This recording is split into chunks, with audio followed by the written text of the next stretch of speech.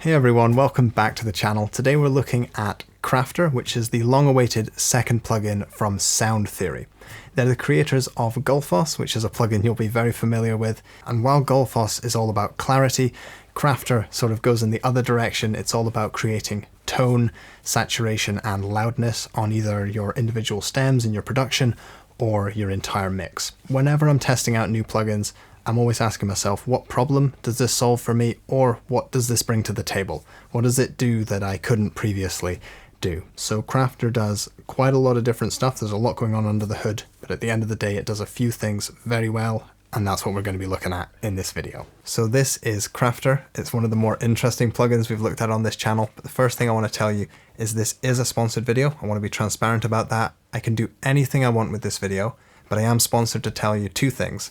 You can get a 14-day fully featured free trial by going to this Soundtheory website, and until the 1st of September, this is on an introductory sale of $69 before it goes up to its regular price of $99. As for the rest of the video, I can do whatever I want, but if you want to try this along with me or just hear it on your own tracks, the best thing to do is to just grab that free trial. So very quickly, what does Kraftur bring to the table? And there's two things. The first is multiband saturation. It's more than just saturation, but it allows you to control the power and density in each frequency range of your mix. And the second thing is loudness, getting things to either sound loud or actually be loud without having to stack multiple clippers, multiple limiters. This is a fantastic tool for getting the level right up in a track while still retaining a lot of integrity in the mix, a lot of power, a lot of density. But that's enough words. We'll get into the saturation part and we'll look at the loudness on some mixes later on. So I've gone ahead and initialized the plugin, and we're going to turn on the match feature. This controls the level of the output, so we can bypass this and not be tricked by big changes in volume. Initially, I'm just going to drive this and you'll hear the saturation.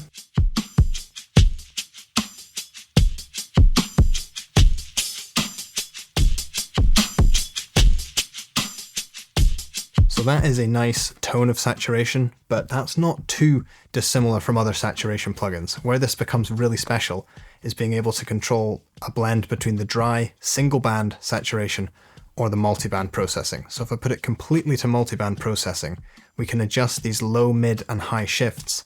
And if I solo in on the bands, you can hear you can saturate one and leave the other completely clean. Nice and clean.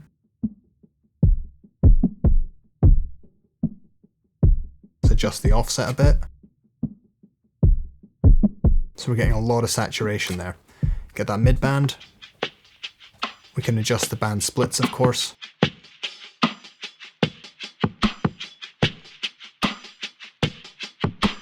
In this case, I'm just going to leave that alone. It's sounding a little bit sandy, maybe in that mid-range.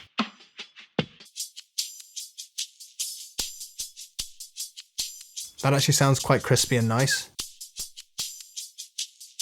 And now I'm going to drive the whole thing. Wow. I'm just going to bypass.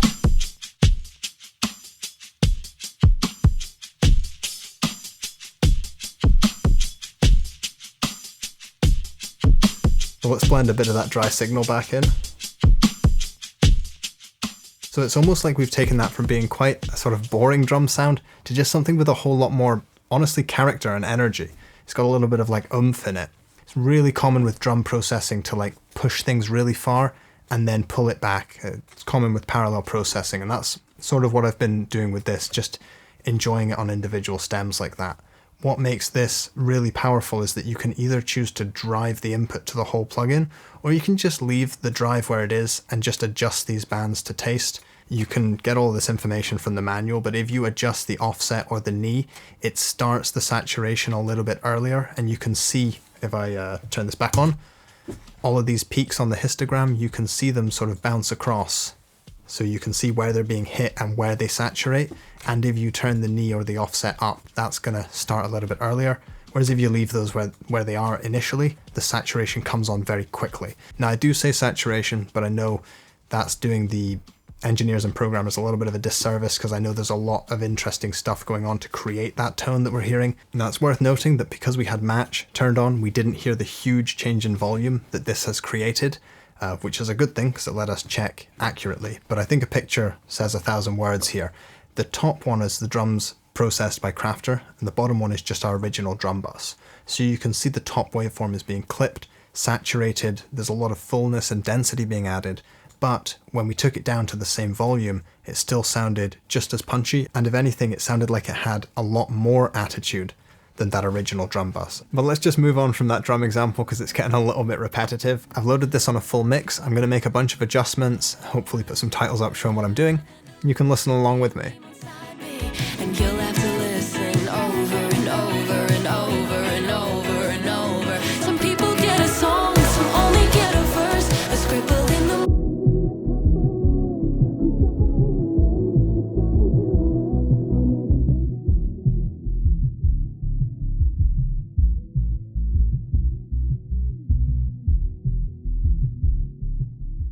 over and over. Some people get a song, some only get a verse, a scribble in the margin, a couple words. I'm stuck writing your name, it's starting to add up on every paper napkin, every coffee cup. Do you know you have the workings of a muse? I wonder how many girls have made what I am. I'm sure you've gotten a song or two. So you can see and hear the clipper engaging. If I were to turn off match, it's a big, big change in volume. Over and over. Some people get a song, some only get a verse, a scribble in the margin, a couple words. I'm stuck writing your name, it's starting to add up on every paper. That's why match is so handy. Do you know you have the workings of a muse? I wonder how many girls have made. Being able to hone in on the bands I'm sure you've gotten a song. and really make sure you've got those vocals where you want them. I'm gonna name a record. Because in this case, I just wanted to leave those vocals super clean. Record after you name a record after you. Nice. And then from there, I might pull back on the multi-band and just push it towards dry. But I don't, in this case, I didn't want any of the single band because I really wanted to leave those mids where they were. Now, when it comes to loudness, and you notice that big change in volume when I had match turned off, if I completely bypass Kraftur and just go to my final limiter, this is just for the sake of an example. We don't even really need to listen to it. Say I want to get this song up to -6 LUFS. Let's just say that's our target. This is what I'd have to do with a single limiter to get it there. If I push this up, and you can see that we've got reduction of -6, -8, -7 dB. Take a listen. That just sounds bad. It's pumping up and down. It sounds super crushed. Usually what I do is stack a couple of limiters or maybe a couple of clippers and limiters. Admittedly, there's not many clippers that I actually like using, but if I take Kraftur out of bypass, we've got the clipper working, it's doing its thing just like we've set it up. If I then go to my final limiter, we're aiming again for -6 LUFS. Let's push this up. You'll see that I have to do a lot less to get there. So let's try and make this even. A little bit more. Cool, so you can see I've got maybe -2, -3 dB, which is a lot more healthy for that limiter. It's a little bit more constant. Of course, you'd want to adjust all of this stuff, do it properly, but each part of the process is doing a lot less work. And if we listen to that result instead,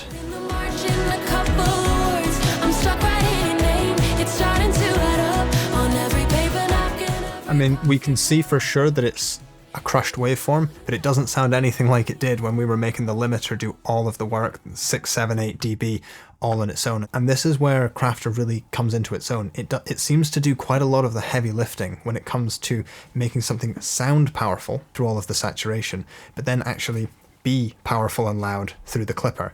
It's an incredibly simple clipper. It's just got a ceiling. Adjust the ceiling here or by typing. I much prefer to type. I wish it showed me the gain reduction. You'll see when I turn this on.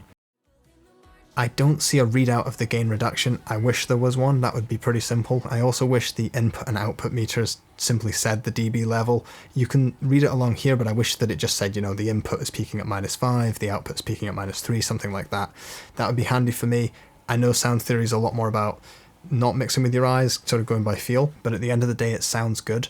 Allowing Kraftur to do a couple of dBs of clipping and then leaving the rest for my final limiter, it sounded much more open and more powerful, which is rare. Usually for something to sound open and dynamic, you have to sacrifice the loudness a little bit, but these two stacked together just worked really well, and that's what actually got me excited about this plugin, it's, you know, you load it up, you go, great, it's another plugin, what's it going to do for me? When you try a plugin and you just think, oh no, I wish I had this a year ago. I wish I could go back and apply this to loads of my old projects, mastering projects, stuff I've done, because it just allowed me to really hone in on those frequency ranges, get the tone I was actually looking for, and then also get the loudness up. And it's all optional. You don't have to drive the plugin and make things super loud if you don't want to. If you just want to dive in there, get some mid-band saturation, no trouble with that. The last thing I should probably mention, brace yourself for this.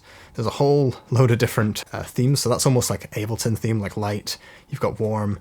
You've got all these crazy themes that I don't think I could get behind. I like the dark. I like light and warm. This one reminds me a little bit of Golfos, so I might just keep it there. But this is a genuinely innovative and interesting plugin. It allows me to achieve results in my work much quicker. Just add a load of tone, texture, crunch to sounds, or keep it a lot more subtle. But you don't really have to take my word for it, because you can simply try that free 14-day trial that I've linked in the description down below. This was a genuinely interesting plugin. There's so much more to it. It's got an excellently well-written manual. Is that word? Excellently? It's got a well-written manual if you really care to dive into all of the details. But I hope I've done it justice and shown you how you can get some good results out of this. But thank you very much for watching. I hope you have a great week, and I'll see you in the next video. Bye for now.